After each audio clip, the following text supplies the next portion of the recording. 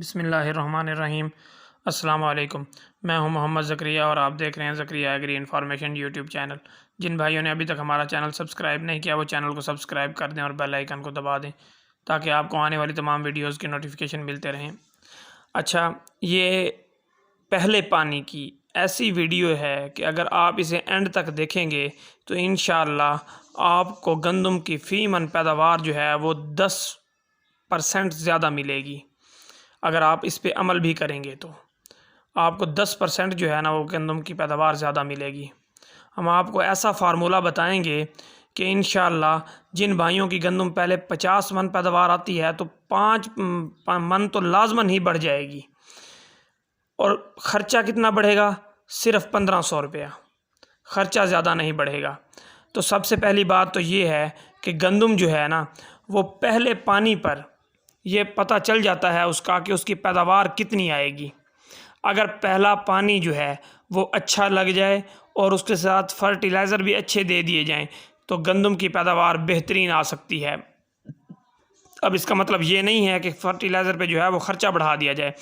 आप सब लोग ये बात जानते हैं कि जो कलराठे रकबे हैं या पक्के वट के रकबे हैं वहाँ पर जब गंदम को पहला पानी लगता है तो गंदम पे जो है ना वो हल्की सी पिलाहट आती है। तो अब इसका क्या हल करना चाहिए? पिलाहट आए या ना आए तब भी आप ये वाला फार्मूला आजमा कर 5 से 10 मन अपनी पैदावार जो है वो बढ़ा सकते हैं फ़ी एकड़। आप जब 1 महीने पर या 25 दिन के बाद गंदम को पानी लगाएं, पानी लगाने के बाद जब ज़मीन वतर आ जाए तो उसके बाद जो है आपने जड़ी बूटी मार जो आपने स्प्रे करना है तो वो आप कर दें। वतर तेज़ वतर में जो है वो जड़ी बूटी मार स्प्रे कर दें। अगर आपने स्प्रे नहीं करना तो फिर आप जो है वतर आने पर पोटाशियम नाइट्रेट आधा kg और उसके साथ संजेंटा का क्वांटस हाफ जो है ना ये पैक 1 एकड़ के ऊपर जो है ना वो स्प्रे करें, इनको मिक्स करके। अगर आपने जड़ी बूटी मार स्प्रे करना है तो आप जड़ी बूटी मार स्प्रे के 4 से 5 दिन बाद इसे स्प्रे कर सकते हैं। ये आपकी गंदम की ग्रोथ को बढ़ाएगा। और दूसरी बात ये है कि गंदम में जो शगुफ़े बनते हैं उनकी तादाद को बढ़ाएगा। दूसरी बात ये है कि गंदम का जो सिट्टा है ना वो पहले 60 दिन के अंदर बन जाता है और पहले 60 दिन के अंदर गंदम के अंदर जितनी ताकत या नीचे ज़मीन में जितना ज़ोर होता है उस हिसाब से जो है पौधे के अंदर सिट्टा बनता है। अब सिट्टा ऐसा भी बन सकता है जिसमें घुंडियों की तादाद जो है वो 26 तक हो सकती है। अब सिट्टा ऐसा भी बन सकता है जिसमें घुंडियों की तादाद जो है वो 16 हो, 15 हो, 10, 12 भी होती है बाज़ औक़ात अगर हल्की ज़मीन हो और फर्टिलाइज़र भी अच्छा ना दिया जाए तो। अगर आप पोटाशियम नाइट्रेट का ये स्प्रे कर देते हैं पहले जो है पानी के 5 से 7 दिन के बाद और फिर 7 दिन के वक्फे से दोबारा यही क्वांटस हाफ जो है पैक 800 ml वाला हाफ पैक यानी कि 400 ml जो है वो क्वांटस और साथ में 50 ग्राम जो है 500 ग्राम जो है वो आपने पोटाशियम नाइट्रेट, पोटाशियम सल्फेट नहीं, पोटाशियम नाइट्रेट आपने इस्तेमाल करना है। आप किसी कंपनी का इस्तेमाल करें या कहीं से आपको खुला मिल जाए जहाँ से आपको तसल्ली हो, आप वहाँ से लेकर जो है ये इस्तेमाल करें। इससे जो है गंदम के अंदर जो सिट्टा बनेगा वो सिट्टे में घुंडियों की तादाद ज़्यादा बनेगी और दानों की तादाद भी बढ़ जाएगी। और एक जो है सबसे अहम बात, कोई भी किसान तकरीबन 90% जो है ना किसान वो बोरान जो है वो ना नीचे इस्तेमाल करते हैं और ना पहले पानी पर। अगर आपने बोरान नीचे इस्तेमाल नहीं किया तो पहले पानी पर जो है वो आपके पास बेहतरीन टाइम है कि आप बोरान इस्तेमाल कर दें।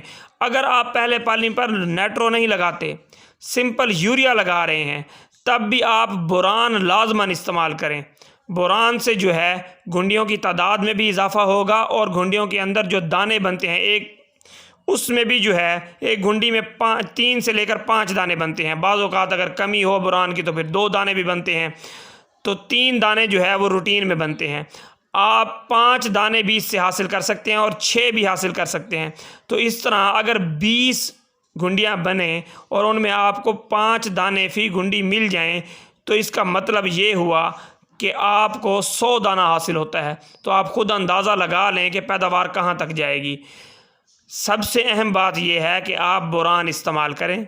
बोरान तो पानी में आप फ्लड करें 3 से लेकर 6 kg, आप किसी भी रकबे में इसे इस्तेमाल कर सकते हैं। तकरीबन तमाम रकबों में बोरान की कमी पाई जाती है, ख़ासकर ऐसे रकबे जहाँ पर ट्यूबवेल का पानी लगता है, वहाँ पर तो शदीद कमी पाई जाती है।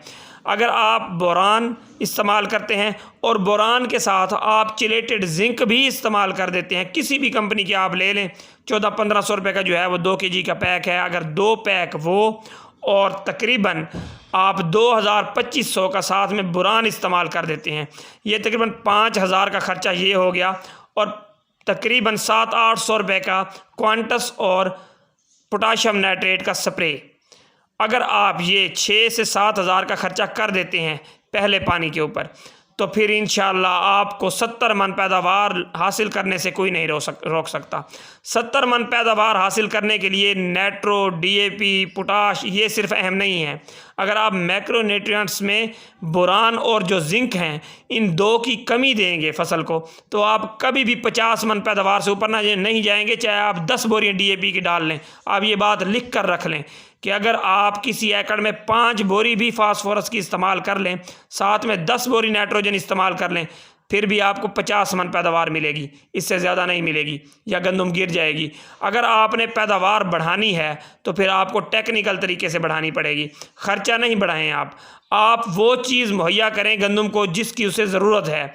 आप अगर बोरान और जिंक पहले पानी पर गंदम को दे देते हैं तो फिर इंशाअल्लाह आपको अच्छी पैदावार मिलेगी। हाँ, जो हीट वेव्स चलती हैं मार्च में, तो उससे जो है वो पैदावार मुतासिर होती है। अब अगर अंदाज़ा करें कि अगर एक सिट्टे में दाने ही 50 हों तो फिर पैदावार तो मुतासिर होगी। हीट वेव्स चलने से दाने का एक वज़न कम हो जाएगा और दूसरा तादाद कम होगी।